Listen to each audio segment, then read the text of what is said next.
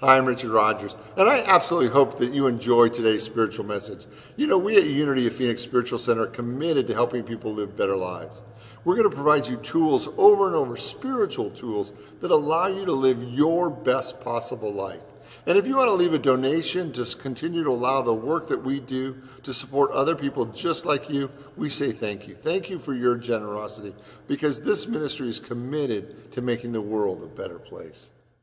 So, when you think about God, what do you think about?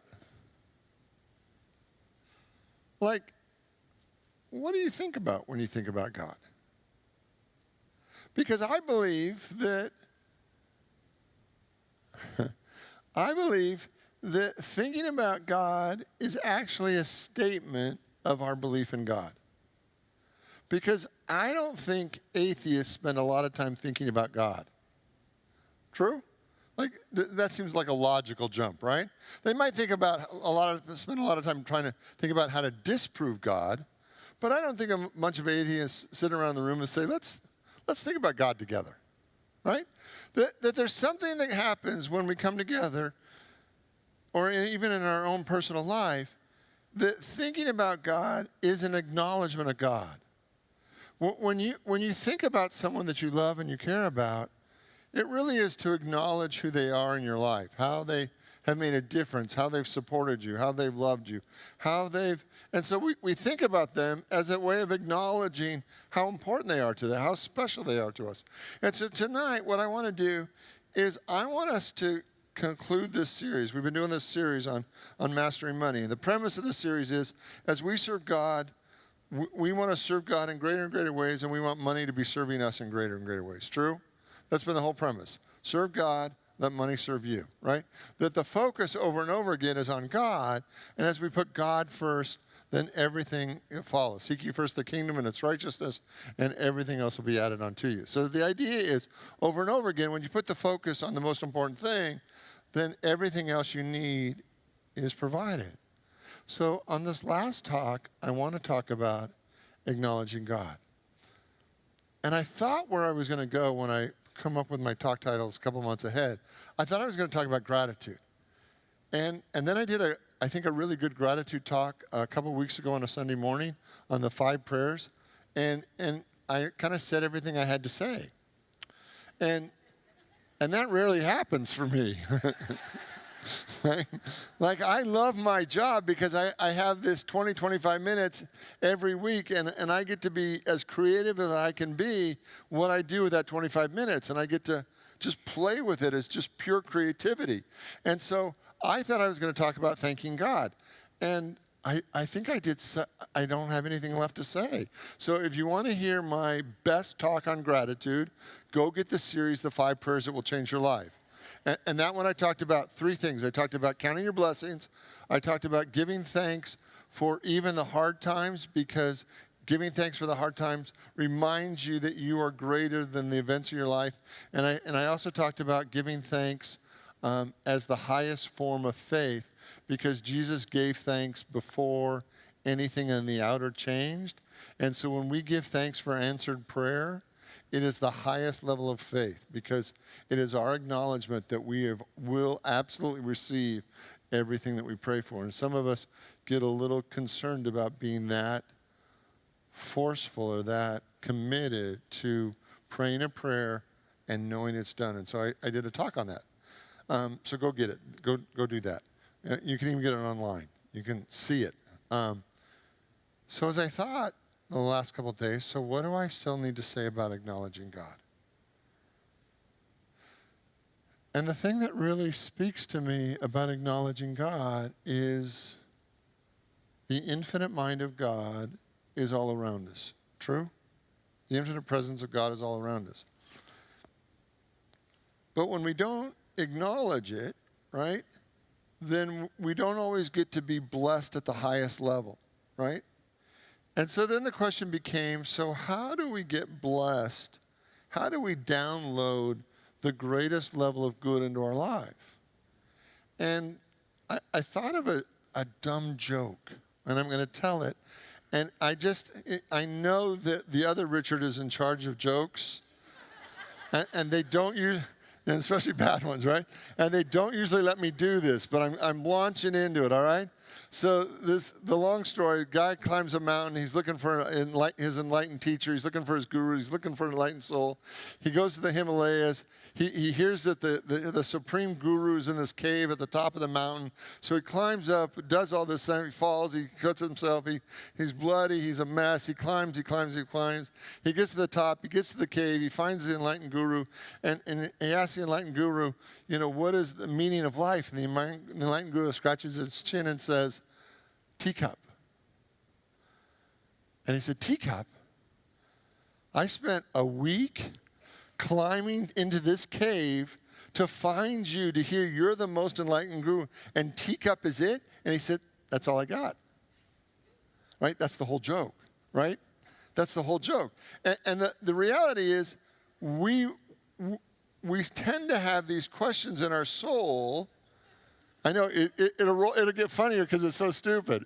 It'll just, as I read it this day, I just thought, who would tell that?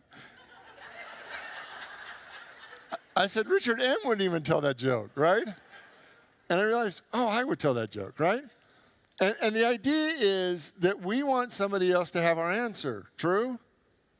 And we will do an incredible amount of work to go find that person that has our answer, right? And then when we find them and we get on our knees and we say, what's the answer? And they give us the most harebrained thing that they know, we get disappointed, right?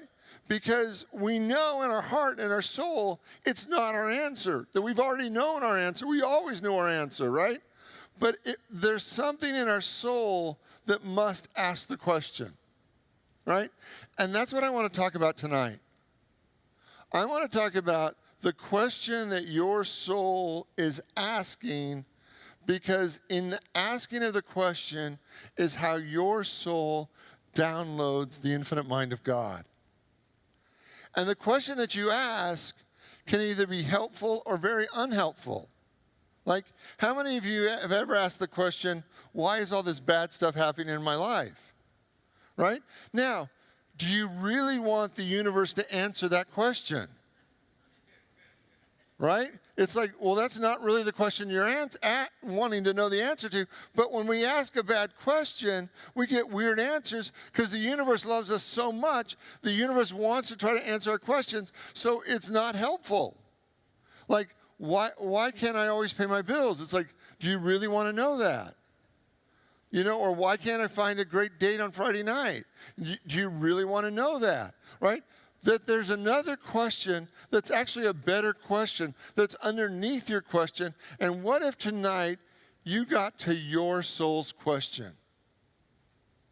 And if you ask the better question, can you imagine that the universe would give you a much better answer? And would you be willing to be in a question long enough so that you get to actually hear your soul's answer? Because when it really comes to climbing the Himalayas, we will really do anything for somebody else to give us our answer. We will work so hard, we will be so demanding to get somebody else to answer our soul's question, but we won't put that much work in actually being still and quiet and to go deep enough within ourselves to hear our answer, to get the truth that God has for us, to get our soul to speak in a way that we can actually acknowledge. And then usually what happens when our soul does begin to reveal to us, to speak to us, to show the truth to us, what's the first thing that happens? We diminish it, right? We say, well, that's not my answer.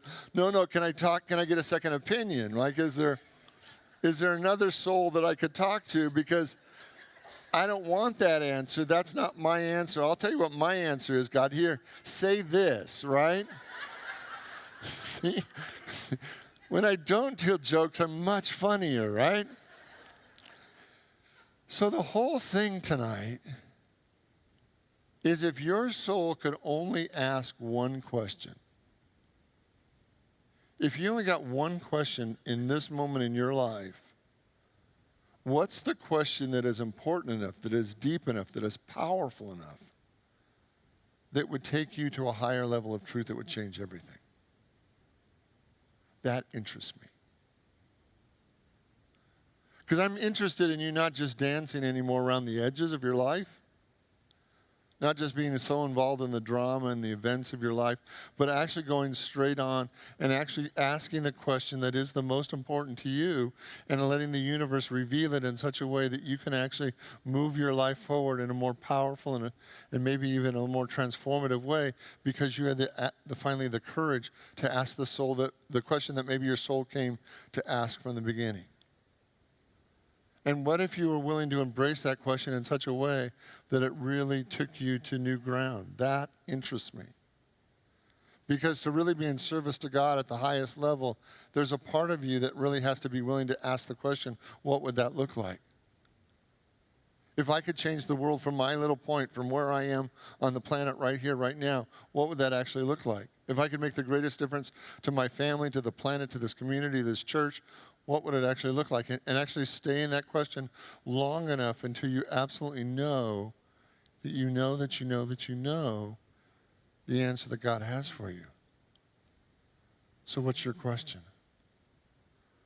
Maybe not the question you've been dancing with, but the question that really interests and intrigues your soul, the question that would take you to your truth, to your place of most power, your place of awakening, your place of enlightenment, your place of great peace. And the thing that's so interesting for me is all the research now that's revealing the power of a question. Niels Bohr, who a Nobel Prize winning physicist, made the statement, every sentence I utter must be understood not as an affirmation, but as a question. Like, can you imagine that every word that comes out of your mouth is really a question that you're asking the infinite? Like, how did I get here? Like, is that really what you want to know? Or what would give me profound peace? What would make me happier than I've ever been before? Like, what are the deeper questions that you've been dancing around? And this is from the book, The Secret Code of Success by Noah St. John.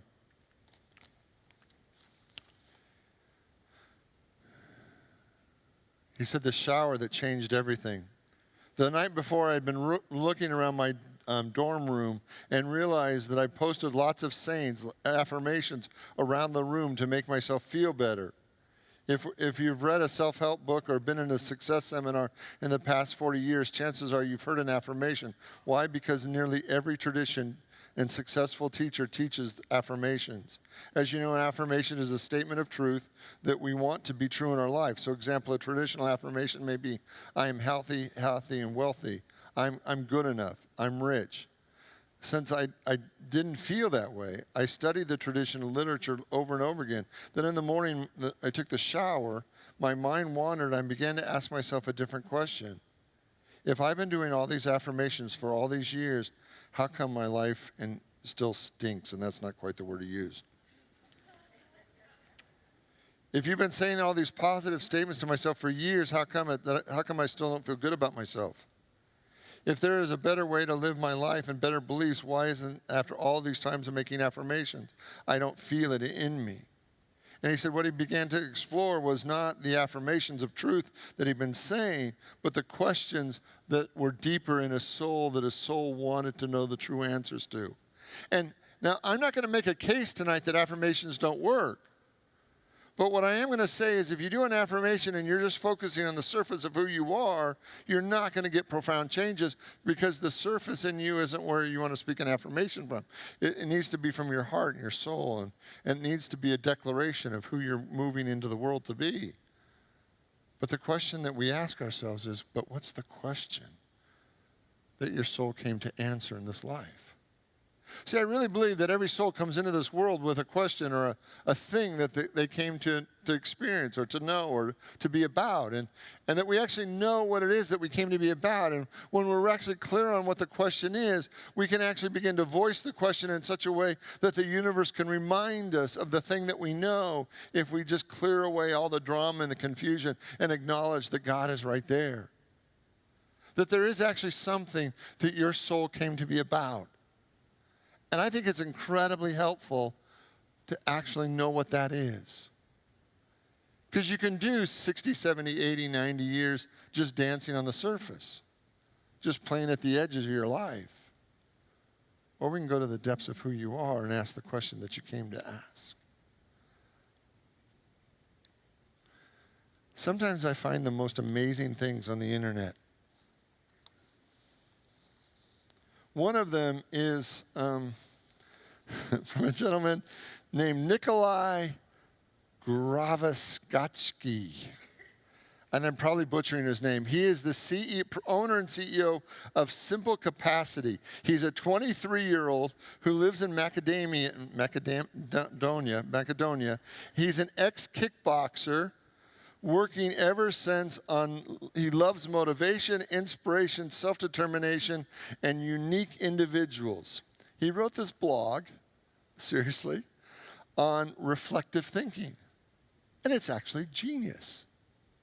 He said, for the most part, self-improvement, and that's what people call this list of activities that they hold in their mind. But reflective thinking, he says, is the secret. Reflective thinking is looking for a solution in you instead of it looking at external factors.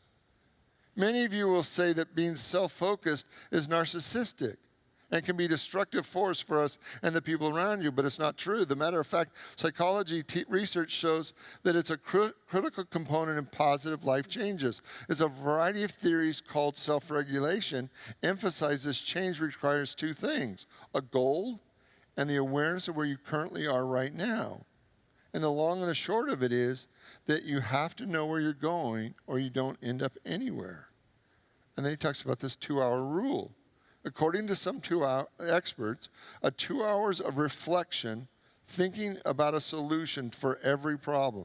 And he says take 2 hours and you spread it out over the whole week, so it's only 15 or 20 minutes a day.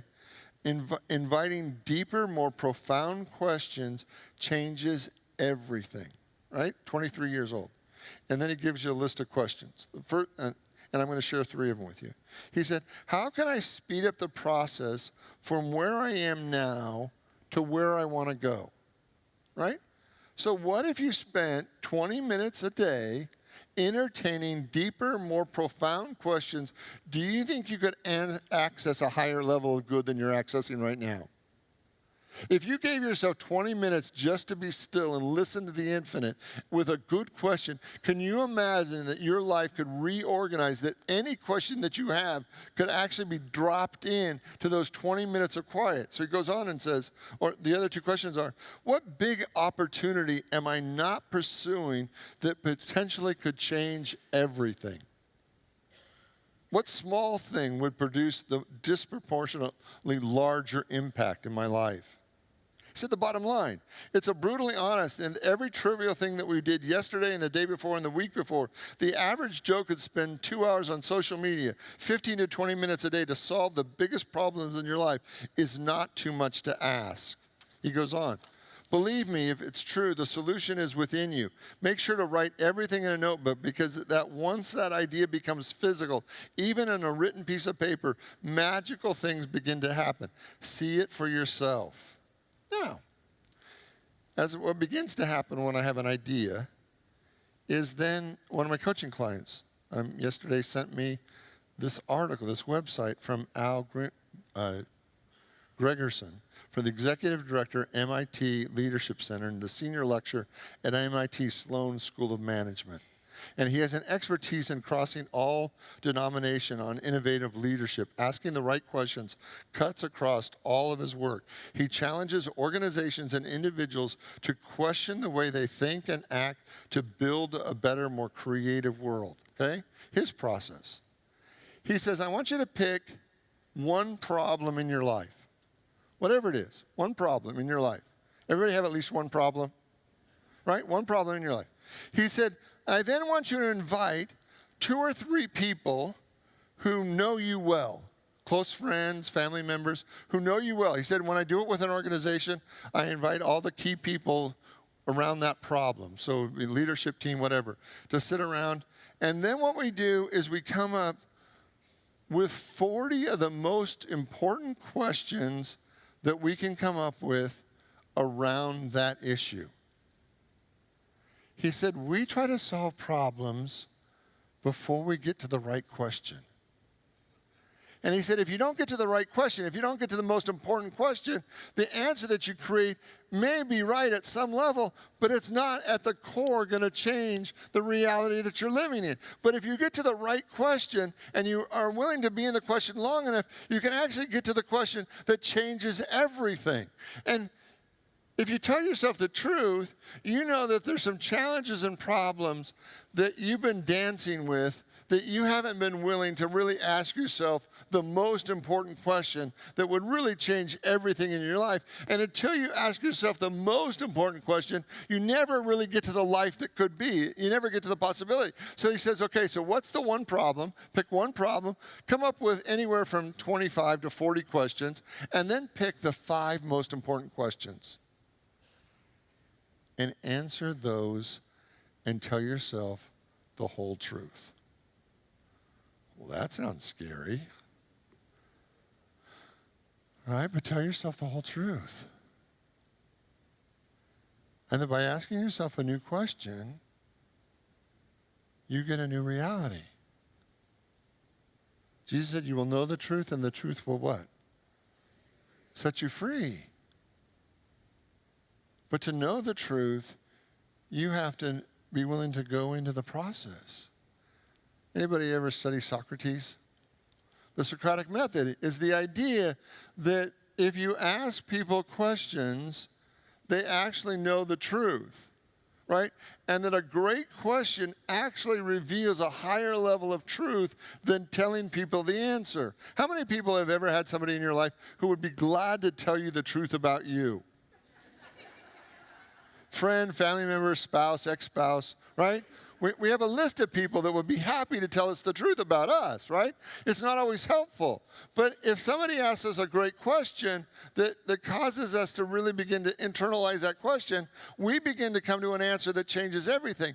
And what if you actually began to take one situation, one challenge, one problem, and said, what would it look like if I took this question?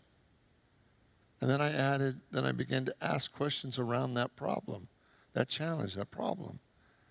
And then I picked 4 or 5 or 6 of those questions, and I made a commitment for a month or 2 months just to be in the question till I feel like I've answered it at the level that my soul wanted an answer.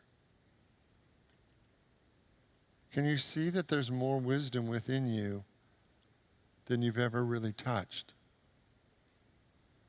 In fact, there's God in you. And what if tonight you picked one question? So I've got a few. You ready? So let's play.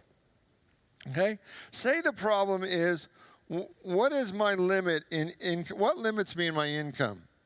How do I create a more satisfying relationship? How do I make a greater difference in work? How can I serve the world in the greatest possible way? How can I be the best parent to my children, right? You get to pick, right? Be in the question. And then create 40 questions around them. What stops me from moving forward in my life?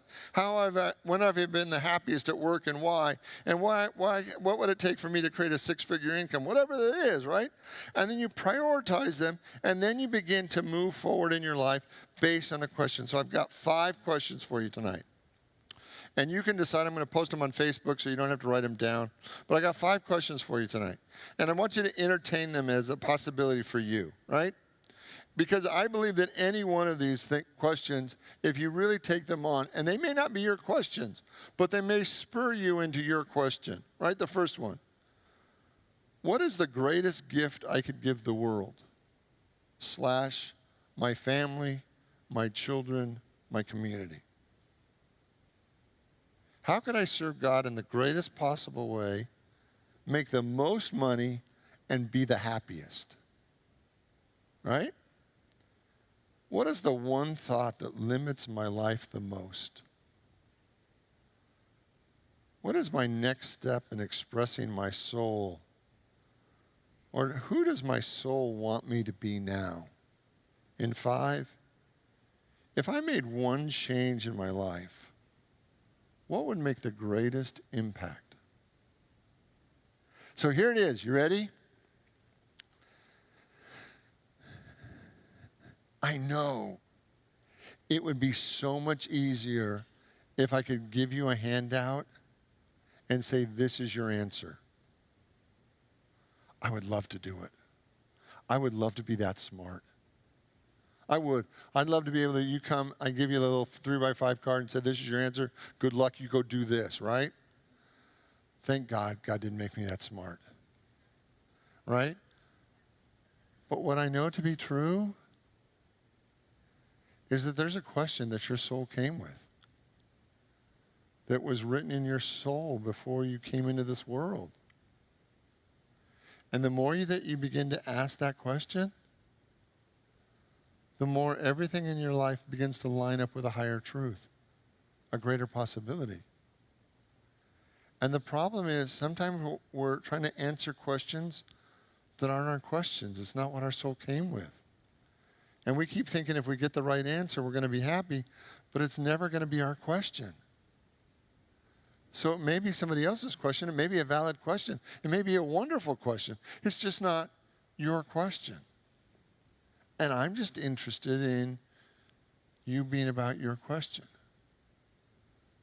And to ask your question often enough that you actually go beyond your ego and your resistance and your stories and your drama and your fears and your woundedness to get to the mind of God, to get to the purest place in your soul, and to hear what God has to say to you tonight. And to ask the question again tomorrow and the day after and the day after until the voice within you becomes so loud that you can't deny that that's your answer. Because if you only ask the question once, you can blow it off. But if you ask that same question over and over and over, it begins to thunder within your soul, and that you actually know it's the truth. So what's the question you came for? You can go through 70 years and never get to your question. And you can ask it tonight and change everything. You willing to play? So guess what your homework is tonight? I want you to call me and I'm going to give you your answer. That's it. That's it. You just take give everybody gets a 5-minute appointment and I tell you what your answer is and then you're just done, right? No, right? Yours is to begin to ask the question that your soul came for. And to ask it so often until it just thunders from within you. That it is a voice so loud that you can't deny it anymore. Will you pray with me? I invite you to open your mind, your heart, your soul to the activity of God that is right here, right now. And there is infinite wisdom all around you. There is a deep knowing that knows how the world was created, how the universe works, how everything is possible. And the moment we begin to ask that question, the deeper, truer, real question of our soul, we begin to know true peace. That tonight you get to ask whatever question you want. And the universe will reveal your greatest answer. So in the name and through the power of the living Christ, we give thanks. And so it is. Amen.